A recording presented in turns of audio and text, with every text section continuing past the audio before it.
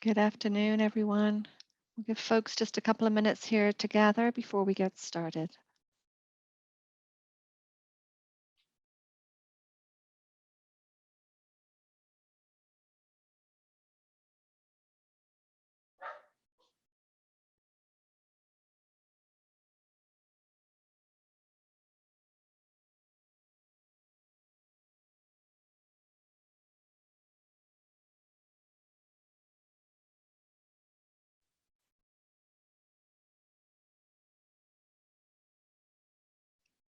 Good afternoon. I see more faces and more names joining us. We're just going to give folks a couple of minutes here to gather. We will get started at 5:02.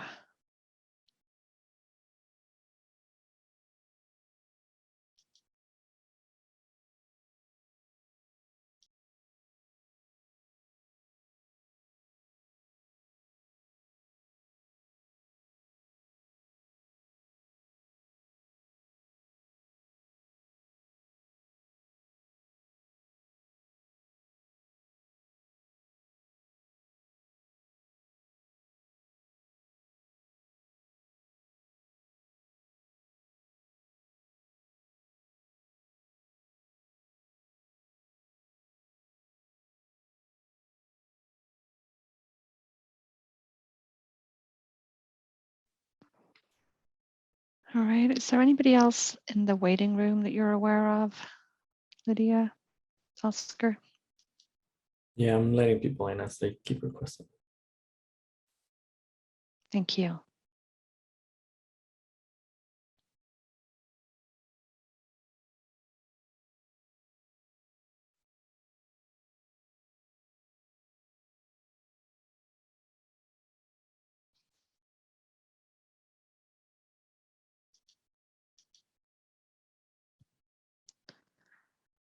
All right, we're going to go ahead and get started here. So, good afternoon.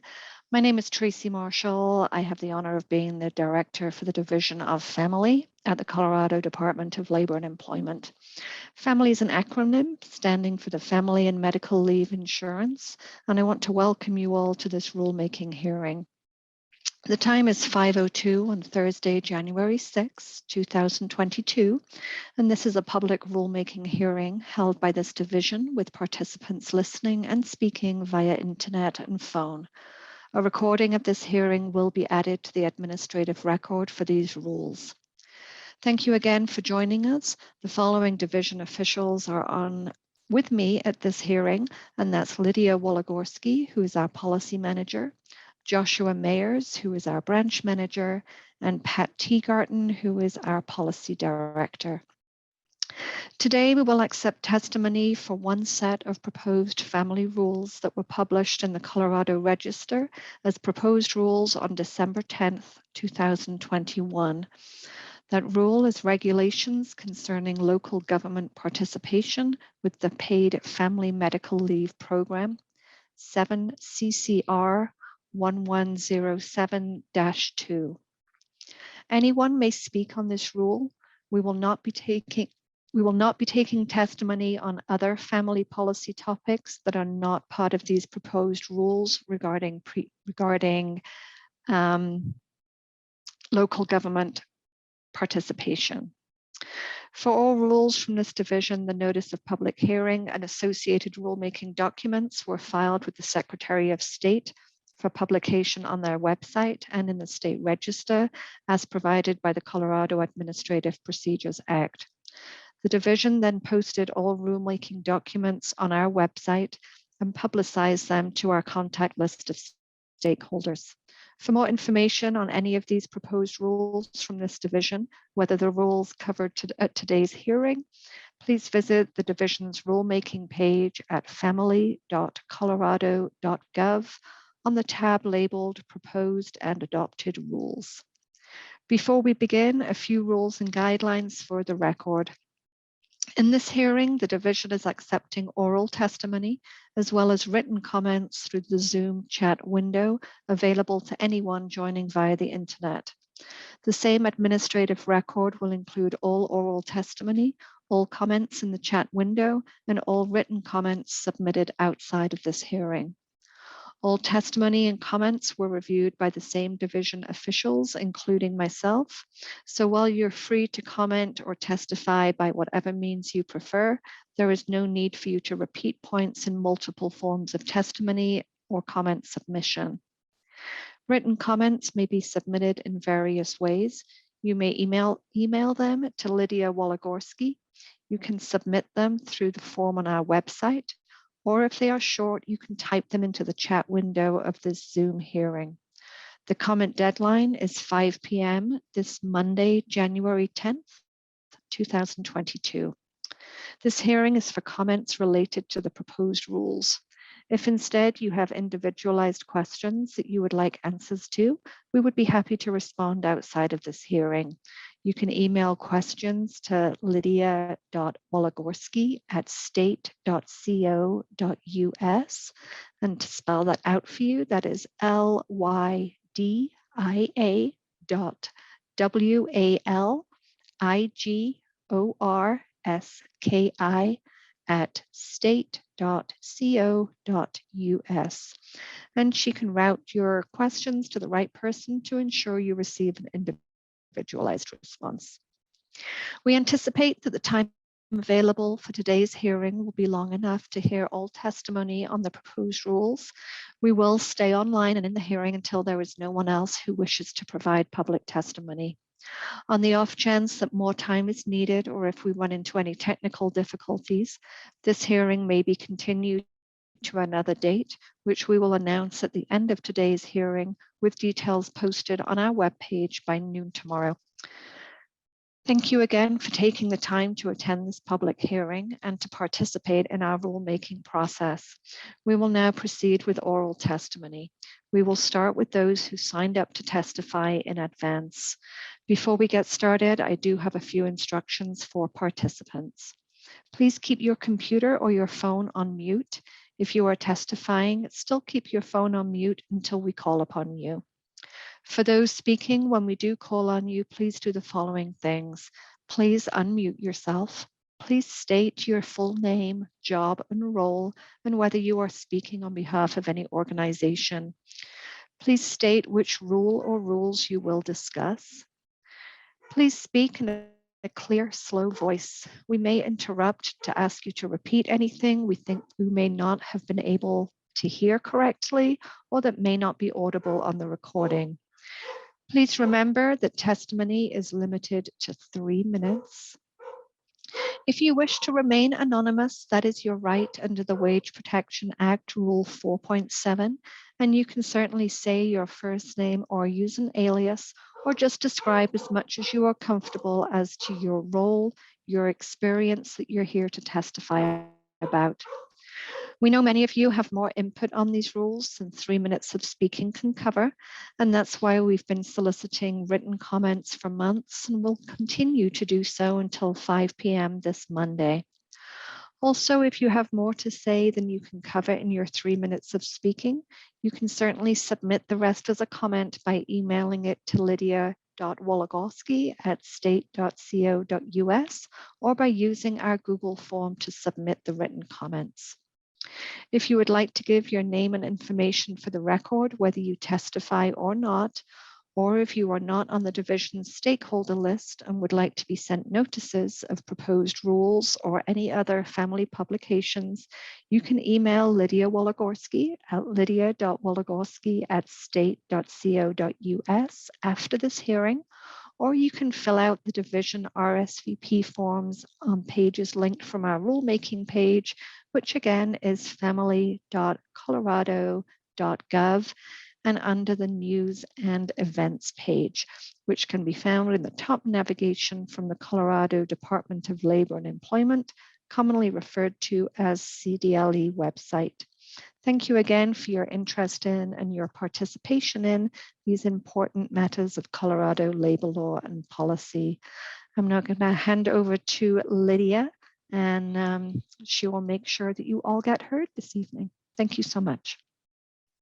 Thank you, Tracy. Hello, everyone. My name is Lydia Woligorsky, and it's nice to see very familiar faces on this call. So unlike what we usually do when we have in-person hearings, I don't necessarily have a list in terms of order for which people would like to speak. We had several people RSVP, and they indicated that they may or may not be speaking tonight. So if I call your name and you are not planning to speak, that's fine.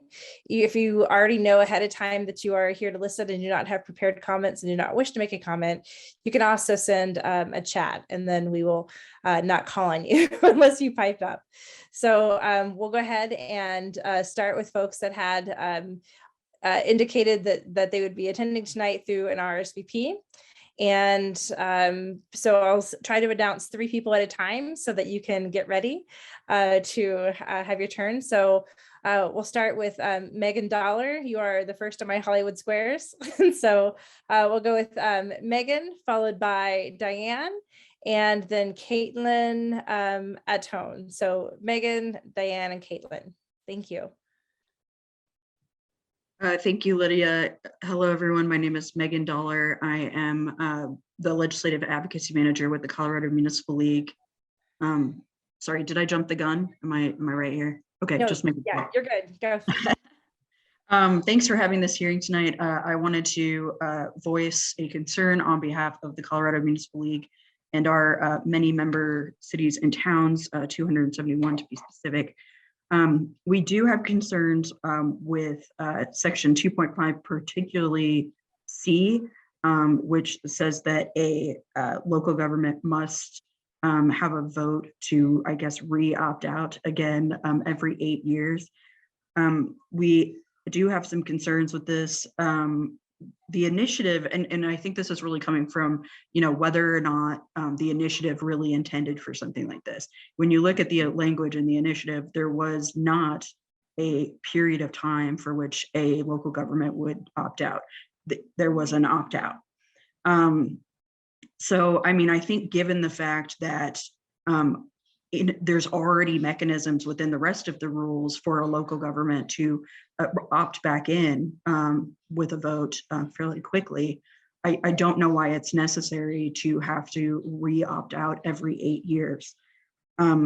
Frankly, I think we just believe that is unnecessary. And I think given the language in the statutory initiative, it's an overreach by the department. And so we are concerned. So that will complete my testimony, but I appreciate you all letting me make some comments on the record. Thank you, Megan. Next, Diane. Thank you. I'm Diane Criswell, here with the Special District Association of Colorado.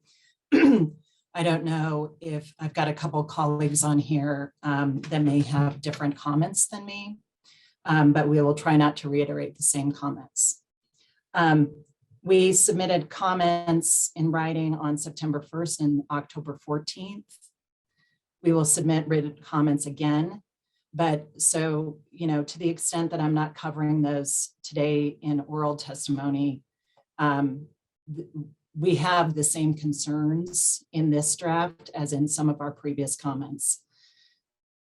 We really are concerned that there's no statutory language that supports an interpretation that this is a temporary opt-out, and join our colleagues at CML expressing that concern. Again, this is not the position of the SDA is not that this is not an important program for Coloradoans, nor that our members are uninterested and many of them will participate. Our perspective is that the statute contemplated a certain scheme to allow districts to opt out, and that the rule does not follow the statutory scheme. So it's the 8 years is in a couple places. We'll kind of go through that in our comments, but appreciate the opportunity to share our thoughts with you today. Thank you. And Caitlin. And after Caitlin speaks, we'll go with Callie. And I apologize if I do not pronounce everyone's name right. Callie, and then Robert, and then Michael Valdez. Okay, Caitlin, go ahead. Great, thank you. Hi, everyone. My name's Caitlin Altone. Yeah, thanks so much for the opportunity to speak today. I'm an organizer at 9 to 5 Colorado. And what I'm sharing is on behalf of 9 to 5. We are a member-based economic justice organization fighting for racial and gender justice, and we are leaders for paid family and medical leave in Colorado. I would like to express 9 to 5 support for the proposed local government rules. And I'd also really like to thank the Family Division for your work and responsiveness during the drafting stage. Our priorities for this rule set is that it ensures easy access to paid family and medical leave for all government workers, and then access to benefits, decision-making processes, or understanding of their rights is not marred by any defined or structural barriers. I mean, our communities really flourish because of local government workers, including school workers, firefighters, sanitation workers, or health workers, and so many others. So with this in mind, I would really like to highlight our support for the following provisions. Section 2.5C, which requires local governments that opt out of family to vote again every 8 years, or automatically re-enroll if there is inaction. We feel this rule is really important for accountability and ensuring impacted workers have a voice. I know some concerns have been raised around this. I'm also happy to follow up with any clarifying or questions. Ideally, this timeframe would be shortened to 4 years. However, we support it as it stands without any increase. Section 2.6A, which requires local governments to apply the same procedures to family that they use for all formal votes, strengthens this process by ensuring family cannot be treated differently than other matters. In regards to worker notification, in the event of their local government employer opting out of family coverage, 9 to 5 supports section 2.6A1 and section 2.5F2, which require 180 days before a change can take effect, and that notification to employees must be done in writing, posted publicly and directly 180 days before a change, respectively. We support these proposed rules because they help safeguard workers from missing information or not having enough time to act on decisions they want to make for their families in response to changes. Length of time is so important because frequently lack of time is one of the daily impacts of living under oppressive systems. I also want to voice our support for the intent of 2.6A3, which describes the minimum requirements of information shared in the written notice that local governments must provide to employees following the family declination vote. We support crafting this rule so that employees are given clear information about their leave rights, including pertinent federal, state, and local laws, individual opt-ins to the family program, and any other benefits employees may have access to. Lastly, 9 to 5 supports section 2.6A2. This rule requires both public and direct written notice to employees prior to a vote on family participation, which includes information on the voting process, how to submit comments through a public process to the governing body prior to the holding of the vote, and affirms testimony will be heard based on the procedures of the governing body. At 9 to 5, we believe impacted community members are the essential voice and must drive decisions that affect them. We're happy to see participatory access included in this rule. Thank you so much for the opportunity to speak today. And thank you for all the work that you're doing. Thank you, Caitlin. Allie, Robert, and then Michael. Hi, thank you. And you pronounced my name perfectly, so thanks for that. My name is Callie Leba, and I'm the Executive Director for AFT Colorado. I am speaking on behalf of AFT Colorado today. I'll be speaking about the rules for the opt-out voting, the requirements for the vote for the governing boards, as well as the notice requirements. So thank you for this hearing. Thank you for all your work on this rulemaking and the changes that you've made so far. AFT Colorado represents teachers and school staff from pre-kindergarten through 12th grade, as well as higher education and state workers in Colorado. We appreciate CDLE's work on these regulations, as well as the division's community outreach and willingness to receive feedback from the Family Coalition members and other stakeholders. We appreciate the efforts made to address several of the key concerns many of us have raised earlier in the process around transparency and accountability. I taught in Douglas County School District when our administration abruptly ended an outstanding sick leave bank and replaced it with a private insurance provided short and long-term disability plan. The district assured us that this would be an even better benefit than our sick leave bank. But as an elected leader in the union at the time, I fielded call after call after call from employees who were struggling to have their leave approved from a company whose main goal, it seemed, was to deny claims. So that's why it's so important that local government employers must hold a renewed vote on the family participation no later than every 8 years. Employees should know that their employer is making this decision and have the ability to advocate for better leave if desired. This is a substantial and positive change to the initial proposed rule that builds accountability and transparency into the system. School boards can have a completely new membership every 4 years, and each new school board should hold a public vote in the case of an opt-out on this important aspect of teacher and staff's employment. Ideally, we would like to see a vote every 4 years, but we are supportive of the change to no longer than 8 years. Going beyond 8 years would really jeopardize the important feedback between elected officials and constituents. We also appreciate the proposed regulatory language that requires local government governing bodies who decline family participation through a vote follow the local government's procedures for other formal votes before the governing body, rather than the earlier draft, which required an opt-out vote to be passed by a majority of quorum of the government's governing body. This is an important step towards accountability and transparency. So we urge CDLE to implement those two rules as drafted. And additionally, we support the language in the current rules calling for at least 180 days of notice prior to an opt-out vote taking effect. This is a reasonable amount of time to ensure individual employees have adequate notice to share their concerns and plan for this loss of benefit. Direct notice to employees prior to a vote on family participation and the inclusion of increased due process protections in these rules also increases transparency and accountability. Thank you again for your work on this important law that will benefit Colorado workers and families. Thank you so much. Robert, when you're ready.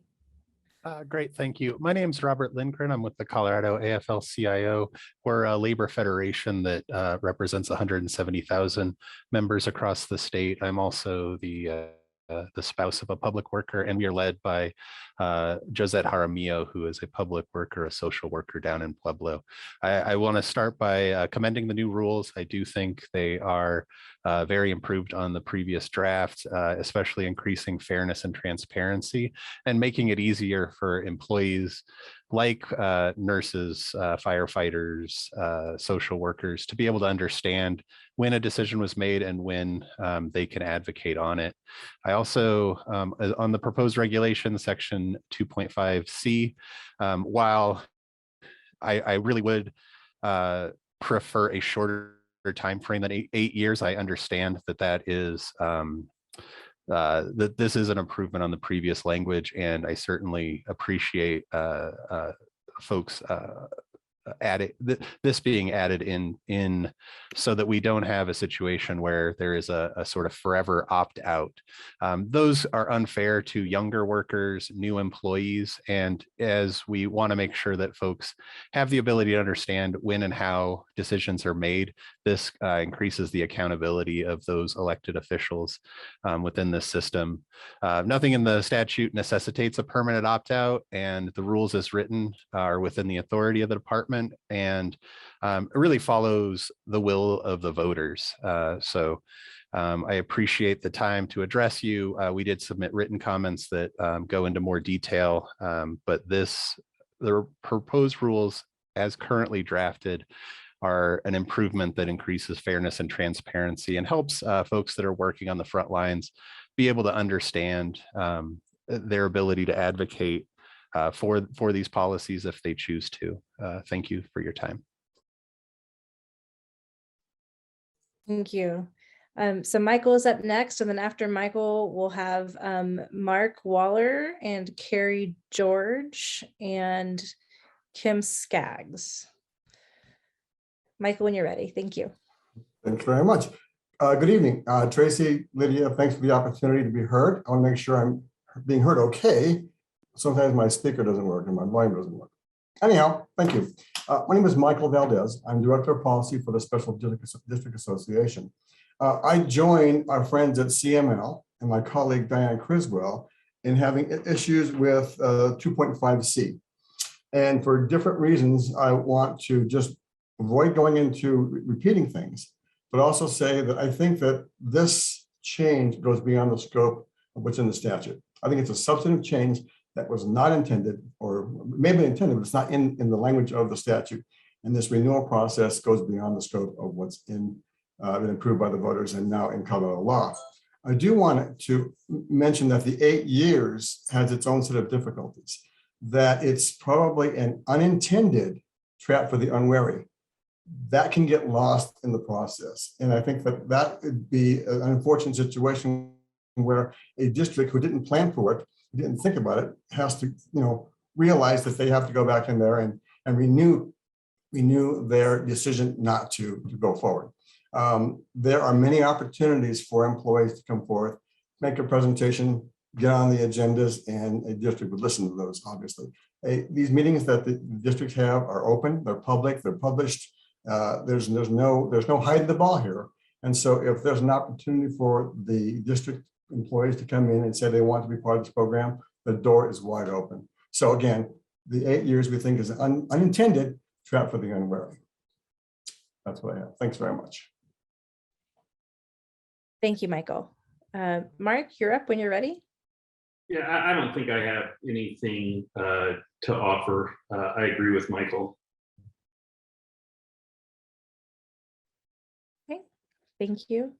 And I've gotten messages since we've last been on that Anthony Sandoval and Sam Jones-Rogers do not wish to speak. Carrie George, you're the next on my Hollywood Squares. You are ready to talk. I actually sent a message as well that I have no comments at this time. I'm just listening, but thank you. Great, thank you. Esther, are you with us this evening and are you wishing to speak?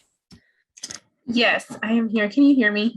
Yes, we can. Thank you. Okay, perfect. No, thank you. Good evening, CDLE staff and members of the Family Division. My name is Esther Turcios. I'm the Legislative Policy Manager of the Colorado Fiscal Institute. A member of the Family Coalition, and on behalf of CFI, I'm here today to express our support of the proposed family rules concerning local governments. Thank you for this time. These rules are critical, in our opinion, in ensuring accountability of local governments and transparency, not only to employees, but also to the division. On the issue of accountability, CFI supports the proposed regulation at section 2.5C, which has been mentioned, which requires local governments employers hold a renewed vote on family no later than every 8 years.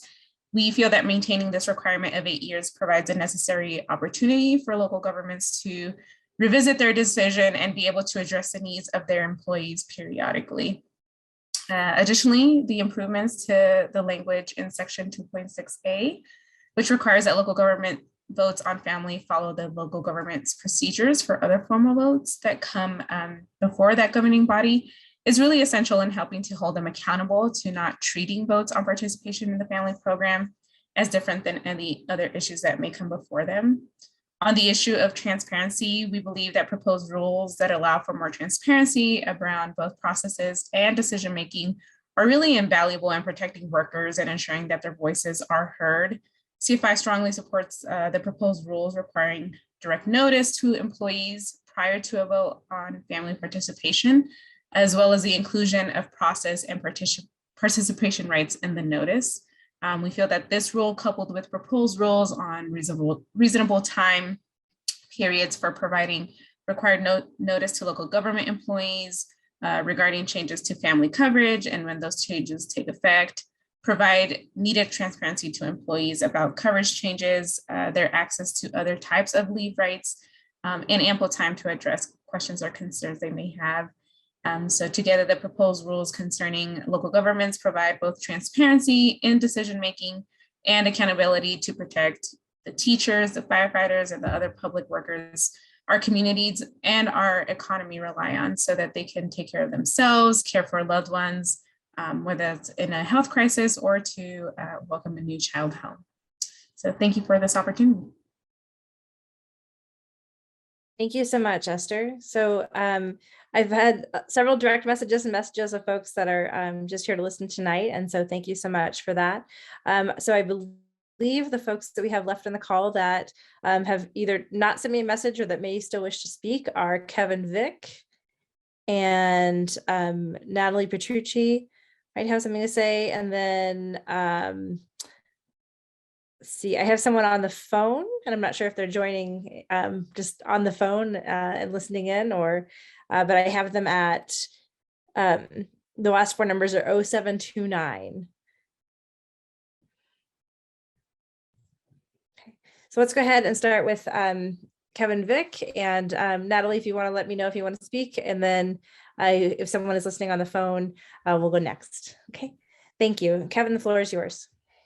Great, thank you. Hopefully you can hear me okay. All right, always got to check. Good evening, my name is Kevin Vick. I'm Vice President of the Colorado Education Association. The Colorado Association is the voice of public education in Colorado. Our 39,000 members represent every part of the state and are bearing the brunt of multiple challenges facing our state's public education system. Bottom line, our members are the entire spectrum of workers in public schools.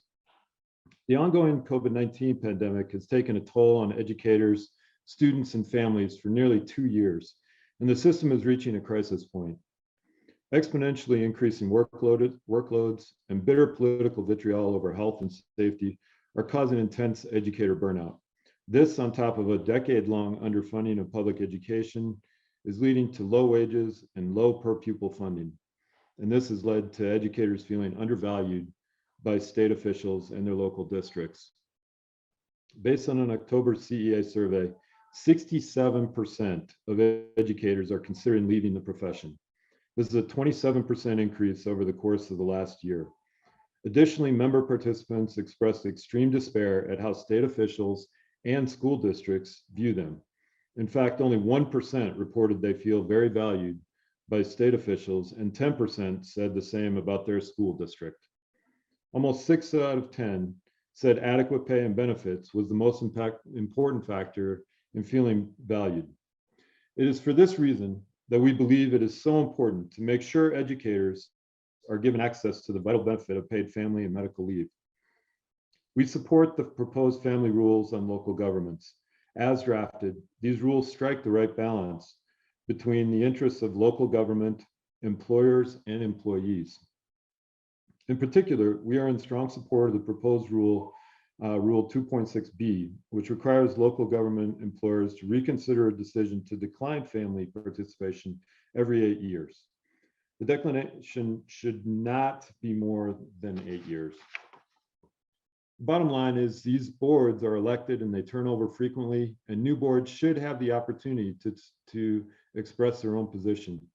We are also pleased to see the proposed rules provide strong due process protections to local government employees in the family participating voting process, such as the requirements that local government employees are provided notice and have the opportunity to provide comments prior to a vote on family participation by their local government employer's governing body. We also support notice requirements in the proposed rules that will ensure local government employees have information about the outcome of a vote on family with reasonable time prior to any changes to their family benefits coverage. In this climate especially, it is important to take care of our workers and educators. This is a cost-effective and easily implementable way to show educators that we value them. Thanks a lot, and I appreciate your time tonight. Thank you so much. Okay, we have Natalie up next, and then if we have someone joining us by phone, if you wish to speak, you'll go after this next speaker. Thank you. Natalie, the floor is yours. Good evening, everyone, and thank you for the opportunity to speak. My name is Natalie Petrucci. I'm a staff attorney with A Better Balance based in our Colorado office here in Denver. And while myself and my organization plan to submit written comments, I wanted to respond briefly to the comments raised earlier in this hearing, suggesting that the division lacks the authority in the statute to make rules requiring local government employers to revisit a decision to decline or participate in the family program after a period of 8 years. Permanent opt-out of the family program for local government employers was not the legislative intent. And there is clear statutory authority that leaves broad discretions to CDLE on these rules. I do just want to actually quote the statute. Section 813.3, subsection 522 speaks about local government employers' ability to decline participation in the program. And it says clearly that the local government may decline participation in the family and medical leave insurance program in the form and manner determined by the director by rule. And then subsection 3 also states below that the director shall promulgate reasonable rules for the implementation of this section. Clearly, this gives the authority to the director of the division to make rules on this matter, and the proposed rules as drafted provide a reasonable process for voting on family. So we wanted to voice our strong support for the current period in the rules of 8 years that would provide a reasonable compromise between the interest of local government employers and employees and allow a revisiting of any decision to decline participation in family after that period. Thank you. Thank you. Okay. So if we have someone on the phone with us whose last four are 0729, if you wish to speak, we'll give you a minute to unmute and join us. There you go. I don't wish to speak. Thank you, though. Okay, great. Thank you so much for letting us know. I appreciate that. Okay. I think I am caught up on the chat messages of folks that wish to speak and do not wish to speak. Is there anyone else on the call with us that would like to provide a comment?